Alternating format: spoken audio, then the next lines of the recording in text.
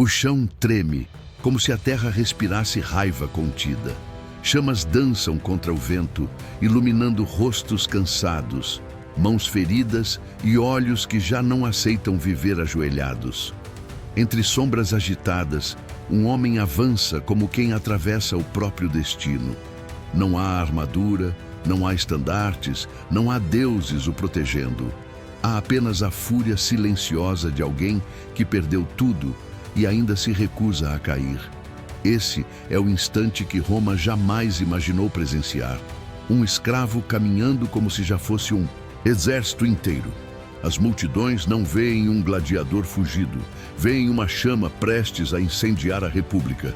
O nome dele ecoa entre as tochas: Espartaco, o homem que antes de levantar espadas, levantou coragem. O anfiteatro o criou para morrer, mas a injustiça o moldou para guerrear. Enquanto a noite engole a cidade, algo nasce no coração dos acorrentados. A revolta não começou com armas. Começou com esse olhar que promete quebrar o império. E o que acontece depois torna tudo ainda mais imprevisível. A madrugada se abre como um corredor frio, enquanto Espartaco atravessa o silêncio com passos certeiros. O ar cheira a suor antigo, madeira úmida e sangue que nunca secou totalmente nas paredes da escola de gladiadores. Correntes balançam levemente, produzindo um eco metálico que parece anunciar cada pensamento oculto daquele homem. Ali, onde tantos desistiram, Espartaco começou a perceber que não havia espaço para esperar salvação. Seria preciso construí-la. Entre sombras densas, ele observa cada guarda, cada porta, cada movimento suspeito. Não se trata apenas de sobreviver a mais um dia de treinamento brutal. Trata-se de descobrir onde a opressão tem rachaduras. Os outros gladiadores, curvados pelo cansaço, veem nele algo diferente. Uma calma inquietante, uma inteligência silenciosa, que entende mais do que golpes e escudos. Ele não age como um escravo derrotado, age como alguém estudando o terreno de batalha. A escola, feita para quebrar corpos e vontades, sem perceber, alimentava algo que Roma jamais poderia controlar. E a primeira fagulha desse levante já estava prestes a acender. A porta do pátio se abre com um rangido áspero e a luz da manhã revela homens moldados pela dor. Os treinadores circulam como predadores, batendo bastões contra escudos para acordar até a esperança que tenta se esconder. Espartaco sente o peso do olhar dos lanistas, avaliando quem ainda serve para o espetáculo e quem já está pronto para morrer. O chão está marcado por cicatrizes de batalhas antigas e cada marca conta a mesma verdade. Ali, ninguém vive por acaso. Mas enquanto outros apenas obedecem, Espartaco observa. Repara na falta de guardas em um trecho do muro, no comportamento distraído de um supervisor, na rotina rígida que, repetida, cria brechas. A violência diária não o intimida, ela o instrui. Ele percebe que ali não existe disciplina verdadeira, apenas controle. E todo controle tem falhas. Nos treinos, sua força chama a atenção, mas é sua estratégia silenciosa que une os homens ao redor. Eles veem nele não um gladiador promissor, mas uma possibilidade de fuga, ainda que distante. O lanista não imagina que, naquele pátio de desespero, um líder está nascendo no ritmo das correntes que tentam apagá-lo. E o próximo passo dessa rebelião estava prestes a ser dado sem que Roma percebesse. A noite cai como um véu pesado sobre Capua, abafando sons e escondendo intenções. Nos corredores estreitos da escola, o ar parece mais denso, carregado de segredos que ninguém ousa dizer em voz alta.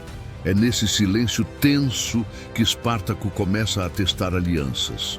Conversas rápidas, olhares trocados, sinais discretos.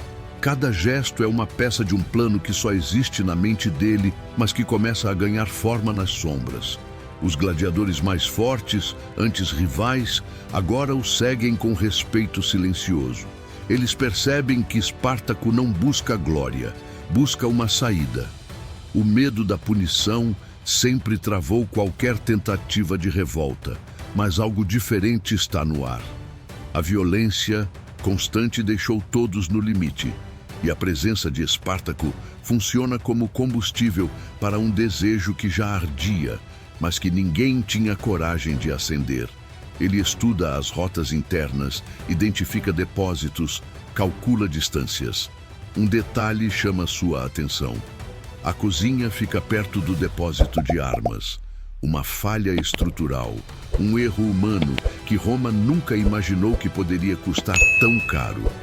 E naquele instante, Espartaco entende que a fuga precisa acontecer antes que a oportunidade desapareça.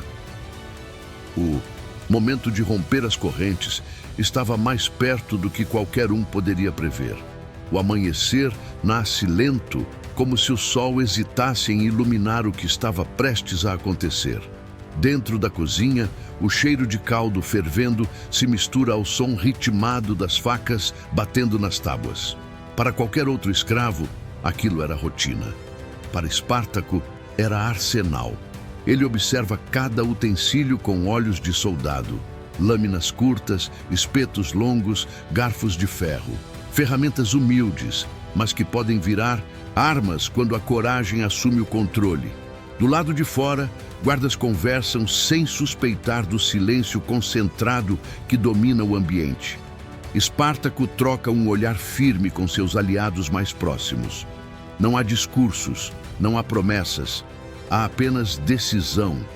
Ele sabe que a fuga não será elegante, não será rápida e provavelmente não será limpa.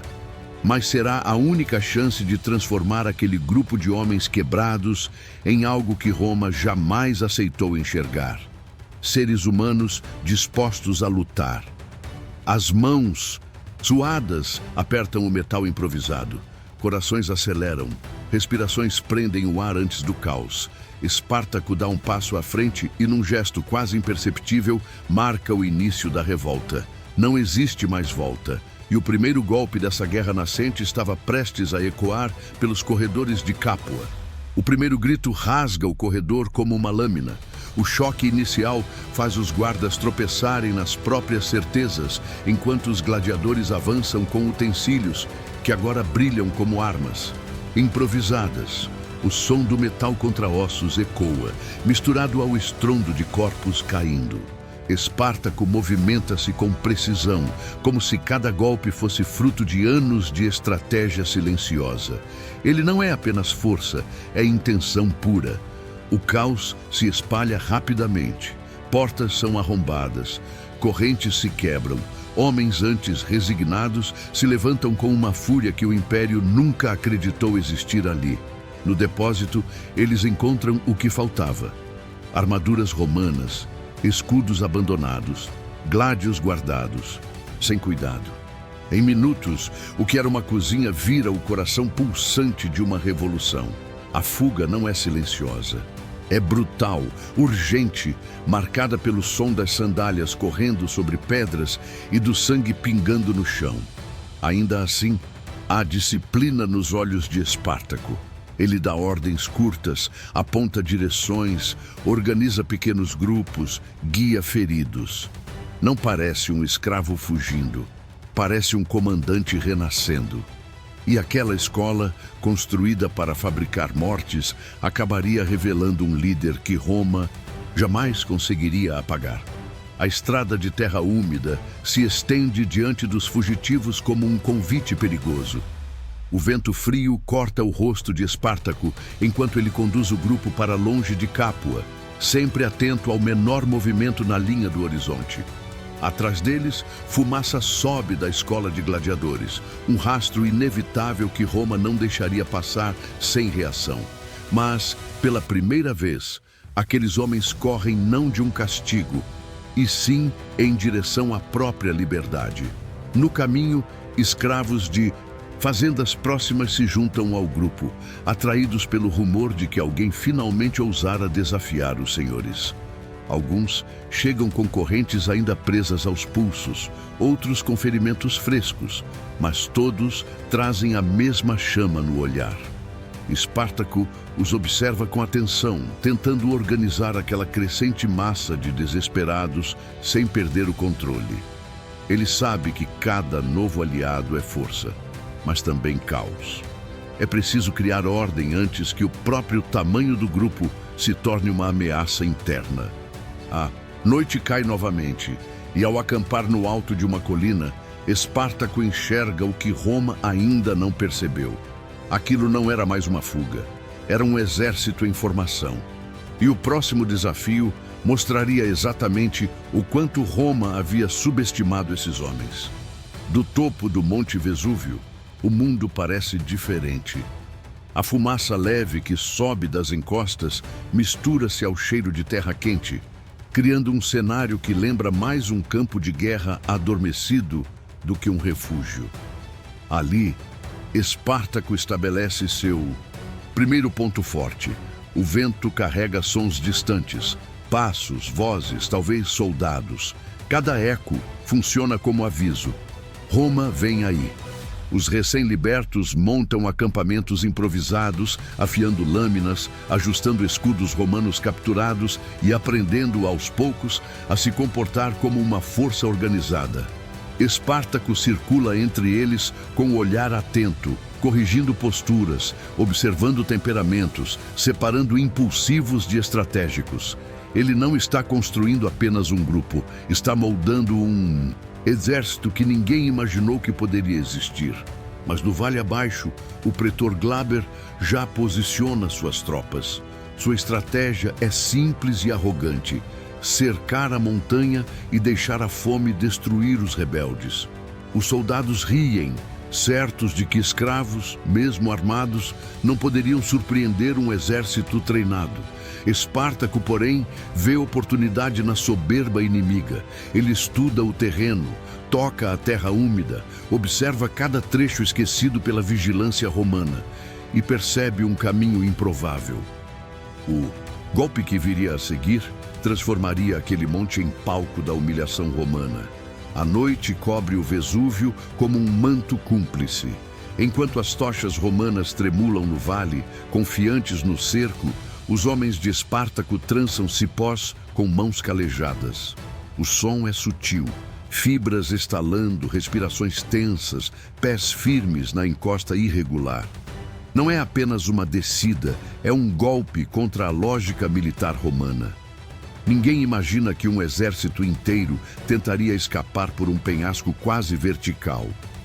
Quando tudo está pronto, Espartaco testa primeiro a resistência das cordas.